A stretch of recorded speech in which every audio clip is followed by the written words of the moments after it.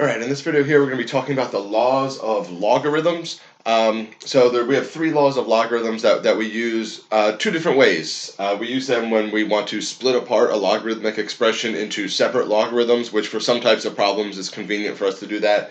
But it also works the other way. If we have separate logarithms that we need to combine together, we can also use these three laws of logarithms to combine logs together. Right, so notice all three of these contain equal signs in the middle. They work in both directions. Right, now, the laws of logarithms are related to the laws of exponents, and if you've seen some of the other videos that I did on logarithms and exponents, you would have picked up by now that logarithms and exponentials are inverses of each other, right? So they share a lot of similar properties, but kind of backwards. Like the graphs, I did a video talking about the graphs of these types of functions and the similarities in their graphs. Well, the laws of logarithms and the laws of exponents also have some similarities. Now, they're not exactly the same.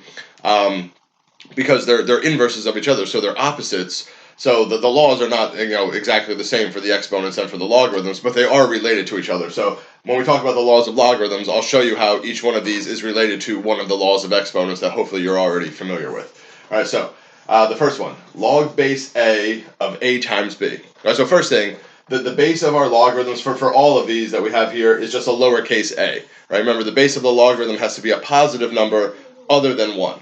Right, so that lowercase a represents a positive number other than 1. And then the a and the b here, each of those are just any positive quantity. Right, so the capital A and the capital B just have to be greater than 0. Because remember, we're not allowed to take the logarithm of a negative number. Right? We can only do logs of positives. All right, so log base a of a times b equals log base a of a plus log base a of b.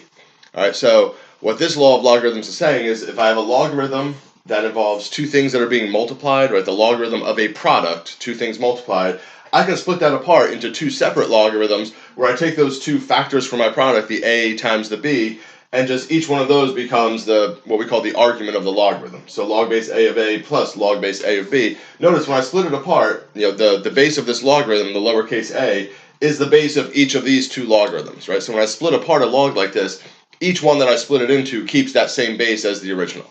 All right, so that is that first law of logarithms. And also remember, it works in the other direction. So if I have a problem where I have two separate logarithms and I need to add them together, as long as they have the same base, right? This only works if they have the same base. But as long as the base of each logarithm matches, I can add them together by taking these arguments, the a and the b, and multiplying those together. Right, I keep the base the same and just take the capital A and the capital B and multiply them together, and then that gives me the sum of two separate logarithms with the same base.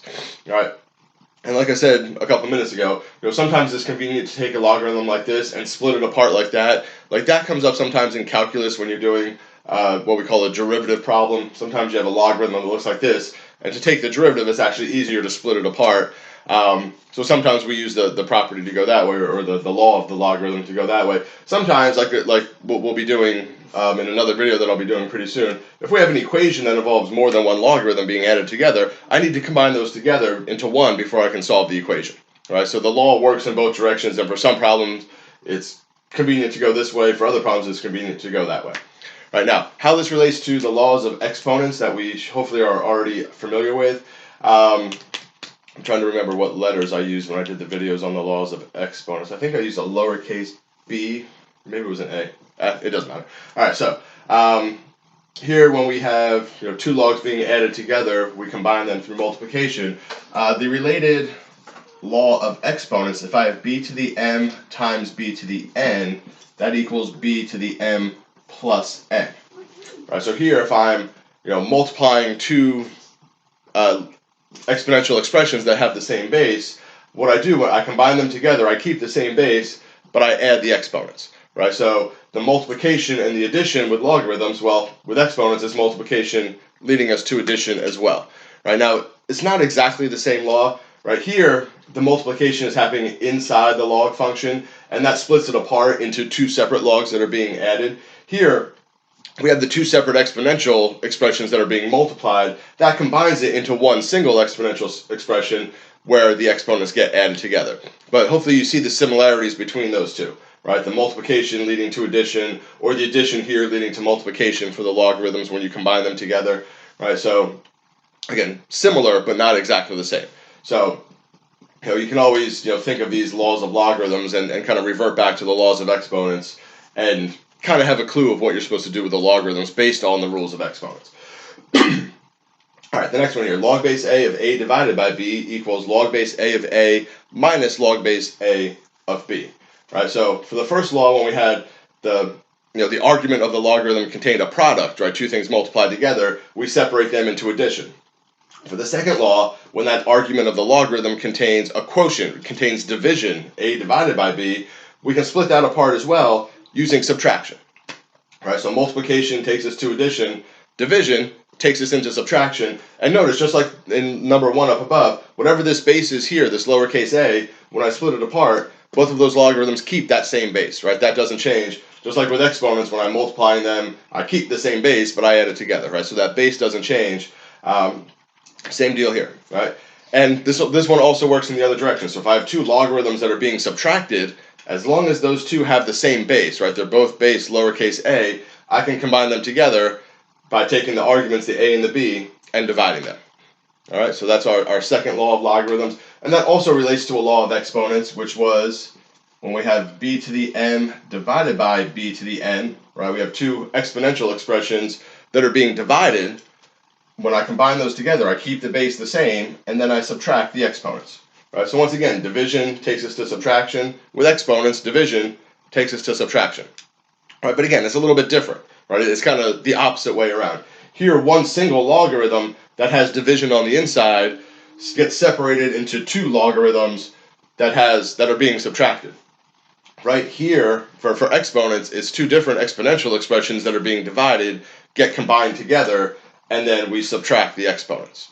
Right? So again, division and subtraction go together, but in a different way whether you're dealing with logarithms or exponentials. Just like multiplication and addition go together, but in a different way if you're dealing with logarithms and exponents. All right, so that's our second law of logarithms. And then the third law, log base a of a to the c power equals c times log base a of a. All right, so for this one, if I have a logarithm and the argument of that logarithm involves something being raised to a power, right, a raised to the c power, what I can do is I can take that exponent and bring it out to the front and make that multiplication. So then it becomes whatever that exponent is, c times log base a of a. Right? All the other stuff here stays the same. That exponent just gets moved out to the front. Right? So the thing about it is that c goes out there.